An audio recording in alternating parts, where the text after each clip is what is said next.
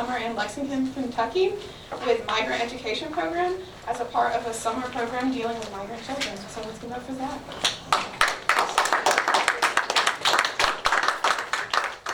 Yes, thank you all very much for being here. I really do appreciate the fact that you've shown an interest in what everybody here has done over the summer and how we've grown since our first summer back in 2018 with EPG via the Summer Institute.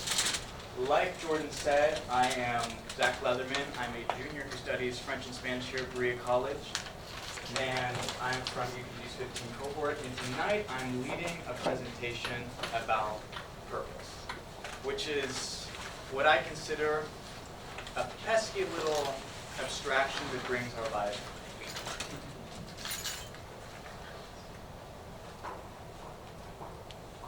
There we go.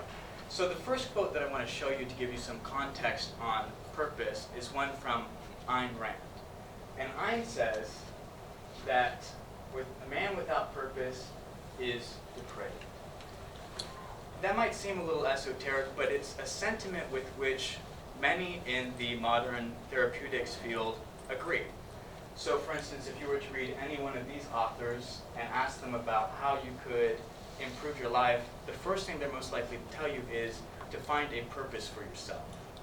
To make that a little more quantitative, I can introduce you to a study that happened back in 2005 conducted by the British Medical Journal, which surveyed two groups of retirees, one that retired at 55 and the other that retired at 65.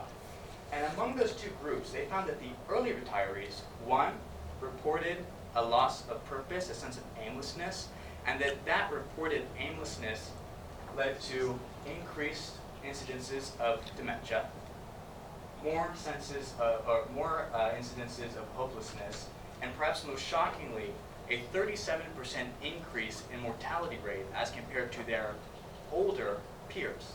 So we know that losing purpose in life can really be detrimental for you. Now, the obvious question here is, how do all of those statistics link back to me as a person, as somebody who has transformed over the past 2 years, as somebody who did something I'm very proud of over the summer, and as somebody who's continually exploring the concepts of entrepreneurship? To that line of questioning, I would answer that mine is a story of somebody who needed the principles of entrepreneurship to take me from a place where I might have had this title leading my presentation, to take me from a place where just 3 or 4 months ago, I didn't know how I was going to link my major with a mission that incorporated the principles of entrepreneurship. And as somebody who needed to learn these things, to go from this guy sleeping in, dining every day freshman year, to this guy getting a professional headshot for an organization I'm now working for in Appalachia.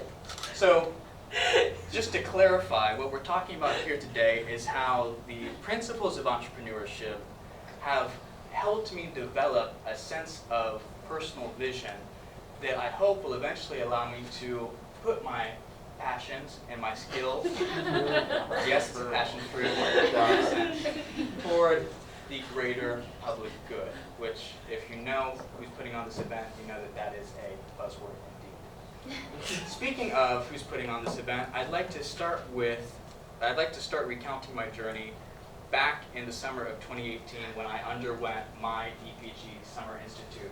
These are some great pictures we took back in the day. One of me, oh my God, that face. One of me climbing the rock wall with my best buds, and a second of me just being with my best buds.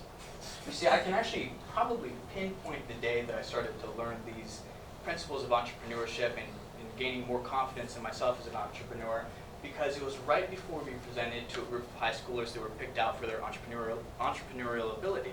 And one of the key concepts that Hacksburg really wanted us to touch upon was that of the T-shaped person. So this concept is really great because what it tells you is that entrepreneurship intersects with every discipline. It intersects with every major. And your value as an entrepreneur is what you can take from your own field of expertise and bring back to entrepreneurship. So that's something I really needed to hear, because up until that moment, being somebody who studies languages, I wasn't even sure that I could mix the two, mix my desire to do something entrepreneurial with my major. And it's not something that I absorbed immediately, but it got me thinking about what I could do in the future. And just to give you a quick rundown, I wasn't always a language major. I came into Berea in the fall of 2017 thinking I'd do econ. As the semesters progressed, I was like, let's try out French. Oh, it looks like I really like it. Maybe we'll do a French double major with econ. Next semester, not so much liking the econ thing anymore. I'm thinking I'll just mostly go with French. And then, of course, last semester I decided econ's out the window. I'm doing French and Spanish. It's double language because that's what I like, and that's what I enjoy doing, learning languages. Of course, whereas originally I might have thought I had a leg into entrepreneurship with an econ degree, now I had 2 languages to work on incorporating into a potential entrepreneurial career. And so I was kind of at a loss, and I really found myself struggling to answer that question. What would it mean for me to be an entrepreneur? That's a question that I started to answer for myself during my internship search, which I will say I managed to pull off very entrepreneurially. And what I mean by that is one of the key traits an entrepreneur has to have is the ability to mobilize resources. And that's exactly what I did, because sure, I pushed for some opportunities, and I looked where I thought nobody else was going to look, but what I did that really got me the internship at the end of the day was follow through on a plan I had made back in EPG, and that was a plan to make certain people my mentors. Anybody who's gone through EPG in here should recognize these sheets, the storyboard tool, the extended team tool, and the board of directors tool. They're meant to help you visualize ideas that you could see yourself pursuing, team members that you could see yourself pursuing those ideas with, and mentors, potential mentors that is, that could help you get to where you need to go. Well, I don't know if you can see it. The screen's pretty big, but it's not super zoomed in. One of the people who I put on my board of directors was Dr. Fred de Rosset, a man with whom I had never had a class up to this point. I said, I don't really know Fred. I actually think I gave him 1 or 2 out of 5 on the friendship scale. But I know that he has a skill I want because he was born in Peru, he can speak Spanish, and I consider him very wise. So this is the guy I want to cozy on up to. And when it got to the very end of last spring and I was really struggling to get some sort of internship in language, anything, oh God, please, Fred was the one who forwarded me an email about the Migrant Education Program in Fayette County, which was based in Lexington, Kentucky. And just to add another layer to this whole networking thing, that's not a connection he himself had. That's a connection that the education department had dating back a couple of years that he happened to catch wind of because he himself had made a connection with one of the professors over there. So like I said, a very entrepreneurial take on finding your own internship, just making the right connections and hoping it falls into your lap. But that brings us again to what I actually did during my internship. So to give you a brief description, I know it's a lot of text, please bear with me. I worked at the Migrant Education Program of Fayette County, based in Lexington. I did that from May to July. And my 2 main responsibilities were 1, preparing a summer program for the migrant children with whom we worked, and 2, translating between those children and their teachers once the program was running. Just to take a step back, I'm talking about primarily Hispanic students. I did Spanish translation, although we did have one child there who spoke Swahili. I was not able to help him, unfortunately. To give you a better idea of what the places where I worked looked like, I've given you an outline of Cardinal Valley, which is the neighborhood that I spent almost all my time in. The elementary school, where again I spent almost all my time in, and then a taco truck, where I spent almost all my lunches. You know it's going to be good when they don't accept anything but cash and are right beside a liquor store. So getting this internship was good progress, and it showed me that yeah, you can do something with language. But we know that a job isn't entrepreneurship. Getting a job doesn't mean you're being an entrepreneur. And so I was still struggling to answer that question. How can I turn this into an entrepreneurial venture? How can I bring in entrepreneurial traits to what I'm doing and bring this to a whole new level? Entrepreneurs need to be able to do more than work. They have to be able to engage in complex situations and see people's values and facilitate decisions and recognize opportunities and mobilize resources and do all the traits that are listed on EPG's website. And I know, okay, so we're laughing now. It's going to get maybe a little less happy here in a second. My eureka moment actually came at the lowest point in my summer experience. Parent-teacher conference. Ooh. Well, let me paint a picture for you because I know that, again, sounds a little funny. The program I was working with had just gotten off of budget cuts when I went there to work. And so when the time rolled around for parent-teacher conference night, since that was also the night that we signed up all of our kids for the program, we were expecting maybe 50 parents to show up. And that would have worked out really well, too, because I had 3 supervisors. I loved all of them, but I only had 3 supervisors, and since we were only allowed to be in the building for an hour, the less parents who showed up, the better in some ways. Even though we want to serve people, serve as many people as possible, it would have been impossible to get through much more than that. Well, earlier that day, there had been an immigration raid on the neighborhood where I worked. So we didn't get just 50 people, we got over 100 parents wanting to get their kids into the program because they didn't want to be off at work and leave a kid at home and then come home and the kid not be there. So, you know, they were wrestling with a lot of issues that were very, very serious and very grave. And of course, up to this point, and I've told you in the presentation so far, I wanted to do languages, I wanted to study languages and speak languages and learn languages because it was something that was fun for me to do. But I just remember going up to people and trying to help them with what they needed help with and realizing that something that I thought was just fun for me up until then was actually something that could really change somebody's life for the negative if I messed up. If I couldn't walk somebody who was already illiterate in Spanish through an English contract and make them understand what they were signing on to, I could do some serious damage. Which is, it's a heavy proposition. And what I took away from that is something that I thought I actually had a really good handle on, empathy, I wasn't incorporating into what I thought I wanted to spend my life on. So that meant that I needed to rethink how I approached language. Because I knew that language was a tool for communication. Communication was a tool for communicating your own feelings, desires, and wants. And if we look at the definition of empathy, I have it on the computer, it's the very action of understanding, being aware of, being sensitive to, and vicariously experiencing somebody else's needs, wants, thoughts, desires. So I came to this realization that language is a great tool for empathy, and at the same time, I thought back on some of the things I had done during EPG, like design thinking and customer discovery and developing your minimum viable products. And I realized that all of these exercises that are centered around getting to know your customer and getting to know what they need and want and desire require the same tools that I should have been bringing into my work in the language field.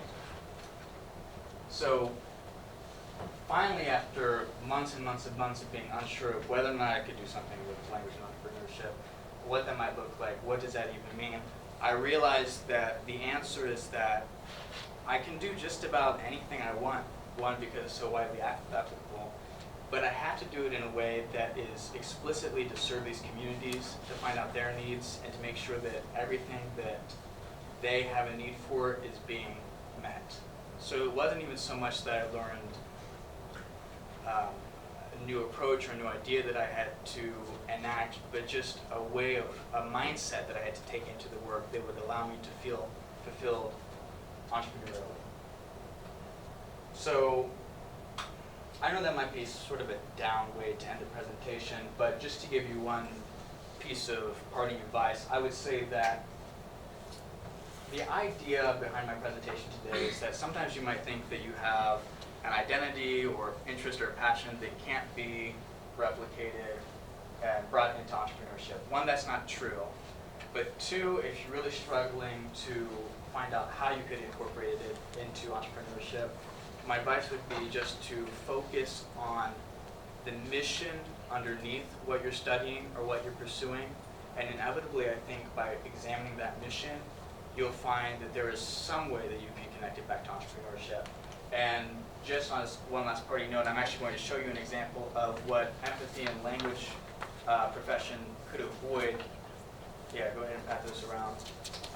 These are basically a list of advertisements gone wrong. So something that maybe a skilled language entrepreneur could do would be help companies avoid faux pas like this.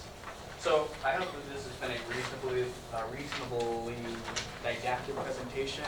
I'm of course open for questions, talking about what's next in the future, any clarifications you want. With that, I'm going to close out because I'm about 45 seconds over. Thank you so much for coming here again. I really appreciate it. Thank you.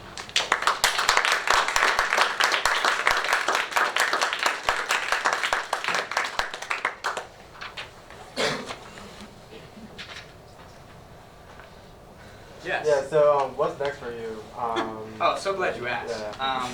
Yeah, so actually something that I have two options for the following summer. One is through a teacher that I met at this program. I may be going to intern in Amsterdam to work for the government of the Hollandish government, because she has a lot of connections in there, and we ended up talking after the program. I've been texting with her, and she's putting me in touch with her cousins and her friends who both work over there. My second option that I'm also interested in pursuing is doing some sort of immersion program, and then taking what I learned there in whatever language to go and work at a law firm to help disadvantaged people more from the perspective of the career that I plan on pursuing in the long run, which is law. So one of those two things. I mean, of course I'm going to go to Europe if I have the chance, but the law internship is the safe bet. Yeah. Yes? So with those future plans in mind and the idea you mentioned of maintaining focus on the underlying mission, what would you say for you going forward in your life is your underlying mission? I see a lot of value in the word as a concept. I think that anytime you're able to discern a deeper message from someone's spoken or written word, you learn a little bit of something about yourself. That's part of the reason why I'm so drawn to language, because for every new concept or word that I learn in another language, I have to ask myself, how does it compare and contrast to the heuristic of that concept I have in my own language? Since I think that there's always joy in learning, I geek out for that. So I would probably see myself being a lawyer, maybe as constitutional law, and spending a lot of my time parsing through each individual word of the Constitution or of a brief, and just finding out what the deeper meaning is so that we can pursue what the government has said is justice. Yes? Did you come to Brady College with a passion for language? Yes and no. I took some French classes in high school and some German classes. And I studied some Polish. Yes, I did. Yeah. Yeah, I did go to the school with a passion for language, but what I'll tell you is it was something that I had an affinity for, and I do differentiate between things that you're naturally good at and things that you want to pursue. You know what I mean? So it didn't really develop into a well thought out passion until probably sophomore. There's always a question reserved for you, so. So I appreciate the story about the board of directors. Thank you. And I'm wondering whether you're going to go back and use that board and update that board. Maybe Fred will move up, in terms of closer in terms of friendship or leadership or mentoring. Right. But I think that model to present is important for it because it illustrates. It says, I think all the presentations is the role of the coach, the mentor, the expert, the person who holds you accountable. Right. Each of those are different characters, and they help flesh us out as people. So I'm just wondering if you're going to update it. Yeah, it's in a lot of ways it's already been updated. Fred is definitely at the top of the list now as somebody who I go to with any concerns or questions I have about my future, where I should be going, where my values should lie. So he's a great teacher in that sense. And some of these people who I put up here, I can tell you honestly that I've hardly reached out to at all. And so I've replaced them in my mental board of directors as someone who I can see in my support group. Thank you, Zach. Oh, thank you. Yeah.